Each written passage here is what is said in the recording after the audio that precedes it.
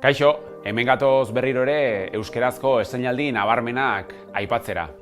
Prime Videorekin hasiko gara, gaur bertan estreinatzen baita, aspalditik espero genuen The Boys telesailaren 4. denboraldia. Proposamen ezin hobea iruditzen zait, superheroien generoa gorroto dutenentzat. Beren jarrera berresten lagunduko dielako. Zeinen ongi pasatzen dugun telesaila hau ikusten, gozamen hutsa iruditzen zaigu, ganberroa, entretenigarria eta basatia.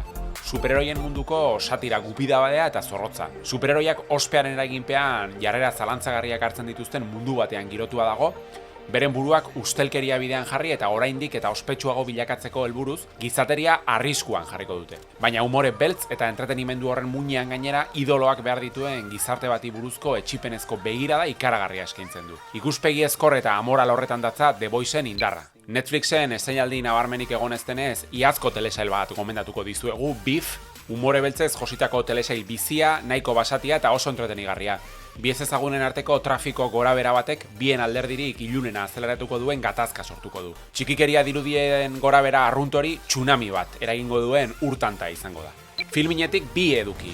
2015ko Turbo Kid film kanadiarra, irudikatu Mad Max moduko bat, baina bizikletekin eta 80ko hamarkadako erreferentziaz josia eta nostalgia bainu eder bat emateko paregabea. Eta antzara basatiaren aintzira. Yao Jinan txinatarraren gangsterren munduan girotutako film ederra. Eta amaitzeko primeranen gelditasuna ekaitzean. Une honetan bere film berriak grabatzen ari den Alberto Gastesiren lehen film luzea.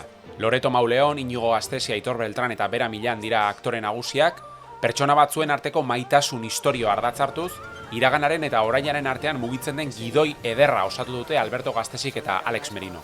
Ohiko narrazio tradizionaletik, euskal zineman behintzat, ies egiten duen zuribeltzezko artelan txikia. Gogoratu, asteko estreinaldi guztiak zeintzuk izan diren jakin nahi izanez gero, zernonikusi.eus webgunea daukazuela. Bide batez, aurreko asteetako gomendioak ikusi dituzue? Aipatu iruzkinetan.